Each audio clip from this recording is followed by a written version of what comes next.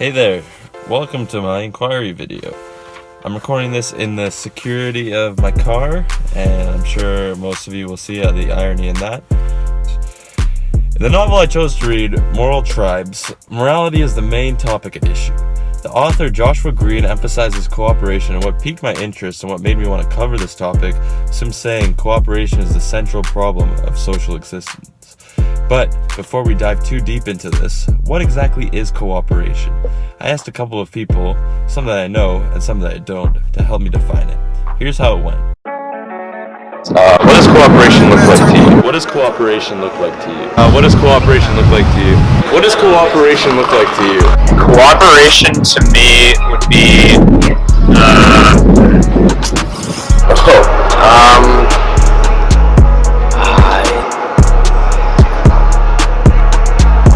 I have no idea how to explain that. It's a big boy word. Cooperation. Kind of split between that. A lot of people, like if you can, like be handy from someone else. cooperation is just a bunch of people with different sets of skills kind of coming together for one kind of end goal, whether that being a project like this or like the government. All its little different bits and pieces working together, just stuff like that. I'd like to think that cooperation is multiple people coming together to fulfill an objective as well as to complete a task without the use of force or of a pressure source making people do that. Allowing yourself to be kind of at the will of others because they're telling you what to do and you're forcing yourself to do what they're telling you to do. Cooperation, I normally think of it like people. And just people working together to accomplish a common goal. On the one hand, it sounds like following orders, and where have we heard that before? On the other hand, it sounds like a necessary part of communication. Cooperation is when human beings support each other to reach a specific goal that either one of the two parts wants to accomplish. When two or more parties work together for a greater good. Cooperating is, I guess, working together.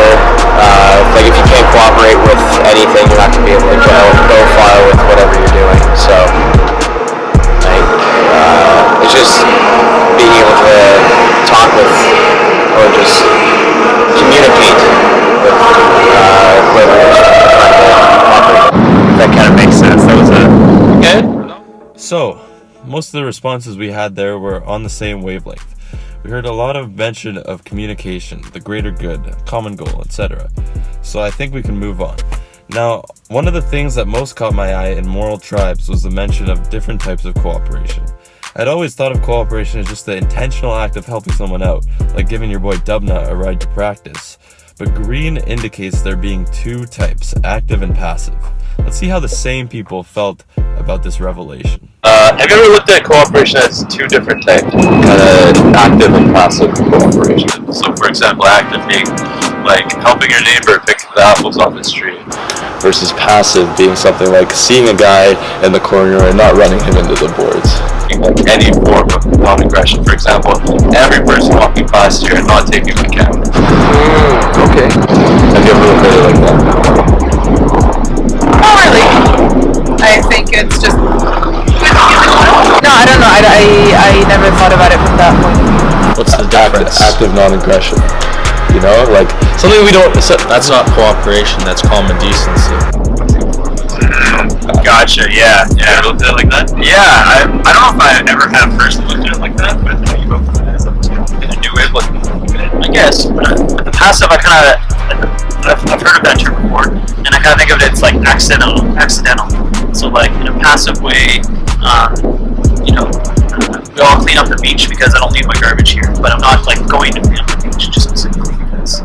Exactly. I never thought about it like that, but like well, I guess like when you have a kid or something like that, you can have the kid who just does what he's told right away, or you have to like coax the kid with like candy or whatever to like get the kid to do what you want. So without putting it in those words, I think I've thought of it like that before, but this kind of gives it more like a tangible kind of feel. Sometimes. I'd definitely say I've used both in a way. Like, there's obviously not going to come in on a guy in the corner like that, but obviously just both of those are pretty important. No, I haven't looked at it that way. Wait, can you kind of see it? I can totally see it that way. Have you ever looked at it like that? No, never. You've only Like one way, yeah, just active, right? Yeah, just active. Yeah, but it still can be considered that because you have the common decency. You're working with that person To for... not hurt them? Yeah. You never looked at it like that? No. Mostly everyone seems to be on the same wavelength once again, admitting they hadn't really ever considered that point but can acknowledge its validity. Moving on, however, Green pointed out how problems of cooperation work and why we cooperate. There's no problem of cooperation when it is extremely obvious that cooperation is the answer, nor is there a problem when cooperation is simply impossible. Solvable conflicts only ensue when individual interest and collective interest are neither perfectly aligned nor directly opposed. It is a given that the majority of humans will act in their own self-interest for the majority of the time. In fact, according to Adam Smith, the father of modern economics, self-interest is the invisible hand that guides the economy. The problem of cooperation is best illustrated by the tragedy of the commons. I really like Khan Academy's example of it, so I'm going to reenact. Let's pretend that Reed and Jason are both fishermen. Reed fishes at his own privately owned pond, and his livelihood depends on his fishing. But he needs to be careful not to overfish to not deplete the population of fish in his pond. Jason is in the very same situation with his own privately owned pond. Luckily for them, a public pond exists. Both are concerned about depleting the pond. However, they cannot count on everybody else being as concerned as them.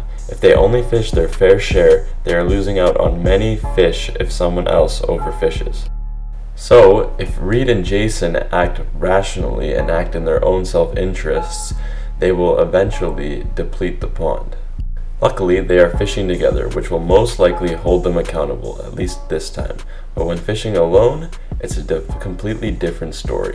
Common characteristics of a typical tragedy of the commons include the burden of one's actions being placed on the collective, and what's best for the collective always being good for the individual. But before we get too far ahead of ourselves, what exactly is self-interest? Self-interest is defined as one's personal interest or advantage, especially when pursued without regard for others. And I don't fully agree with the end of that definition, because you can have other people's interest in your self-interest. But I'll get more into that in a bit. Incentive is also an important word in this discussion. Incentive is what drives our self-interests. Incentive can be almost anything you want it to be. It could be money, fame, a good feeling, love, etc. Roll the clip. Alright, so I can't really speak too much about love, all that stuff, but what I am fairly certain of is that when you are in love or when you love somebody, either or both of these two things happen. Either your self-interest goes completely out the window, or in this case, off the balcony,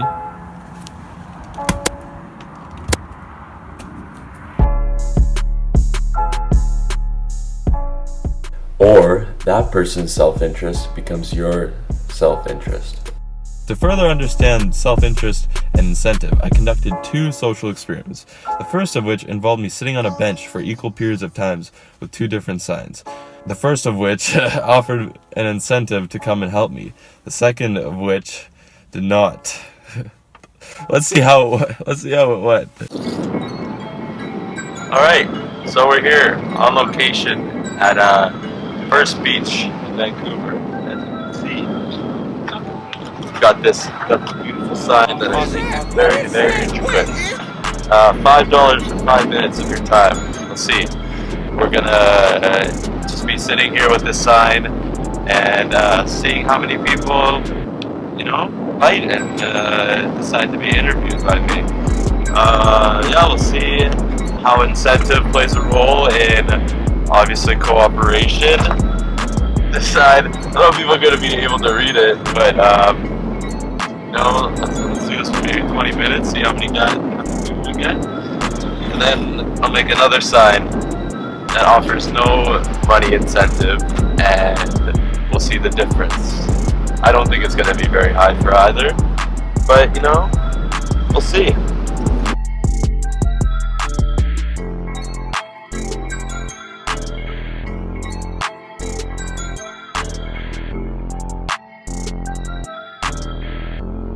So why did you agree to give this interview? Why did you take the time out of your day? Because it looked like you were on a mission, and I had time to spare, and I like helping. But out of no self-interest, you're like, No, I like helping people.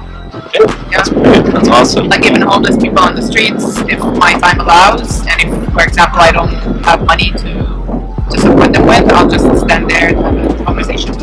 That's great. That's awesome.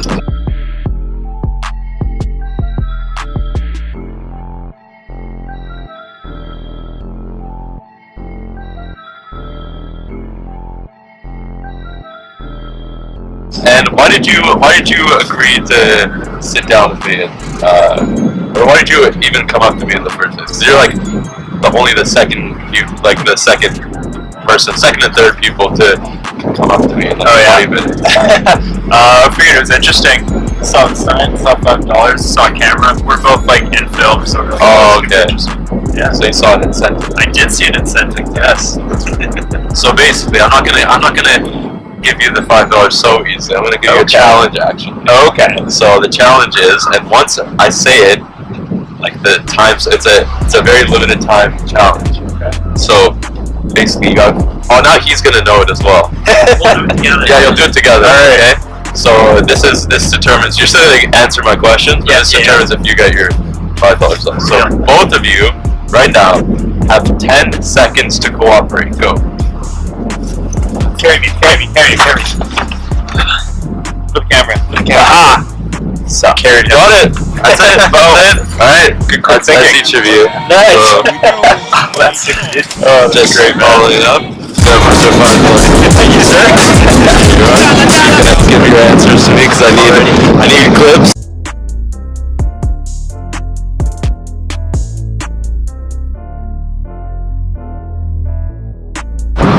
Why did you decide to come up to me and give this interview? I like meeting new people. I'm kind of like extroverted like that. $5 was definitely the incentive. And then the film equipment. Yeah, okay.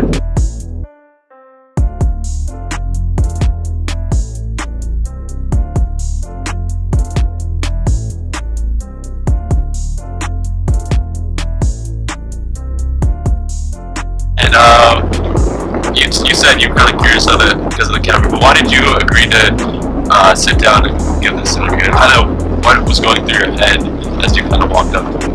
Oh, it's something different. He's somebody that's similar to me, and I've been doing this before.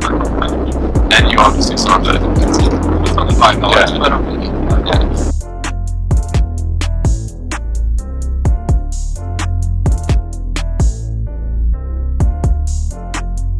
As you can see, we produced a lovely sign, and yeah, we'll see. I mean, there's quite. I'd say there's less people now, so it's not exactly accurate. But we'll give it 20, 25 minutes and see where it goes. I'm not expecting much, but people surprised me at the end.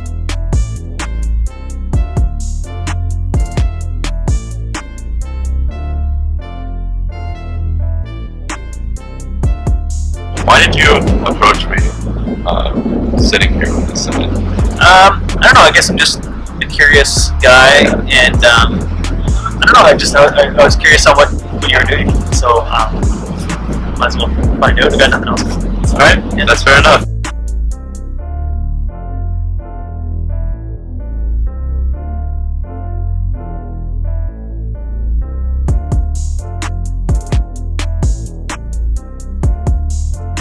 So why did you approach me and decide to give this interview? That's the main question. I just saw you like feeling cold sitting here by yourself, and I was like, hey, what are you doing? So yeah, I just said you asked me. So, although the trial periods may not have been exactly fair, For example, I may have had more time with the first sign, and there may have been less people walking while I had the second sign out. We had 4 people approach for each sign. Most admitted that they were fulfilling their curiosity, which is an incentive for sure. Others said they were just enjoy helping people, and others admitted to noticing the $5 incentive, while others ended up refusing my money. What we can conclude from this experiment is that while for the majority of the time most people act in their own self-interest, this is shown by the hundreds that walk past me, it also shows that people are capable of helping complete strangers with no benefit to them whatsoever, just as long as it isn't too costly. I'm just gonna leave you guys with one last thing. Doing this inquiry has got me thinking, and it's got me thinking that we rely on cooperation pretty hard in our everyday lives. Wouldn't you agree, Dubna? How do you feel about the premise that we rely on cooperation in our day-to-day lives? I think that's all. Basically just take the opposite of what he says. So I've kind of thought, but we don't always choose to rely on cooperation. And I think there's 2 different types of reliances on cooperation. The first type would be involuntary, like we don't choose. For example, when you park your car, you kind of expect the other drivers in the parking lot to not hit your car. And the other type being voluntary, and that's, for example, choosing to rely on your friend for the homework answers. You could do it yourself, but you're just choosing not to. Yeah, but it obviously, you can kind of make it go both ways, because in some instances you could argue that there was no opportunity for you to do the homework, and that's what made it involuntary.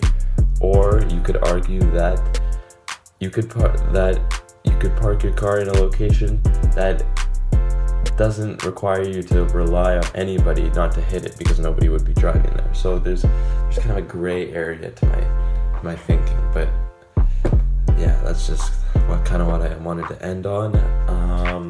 Hope you guys enjoyed this super long video. I hope I didn't bore you guys to death.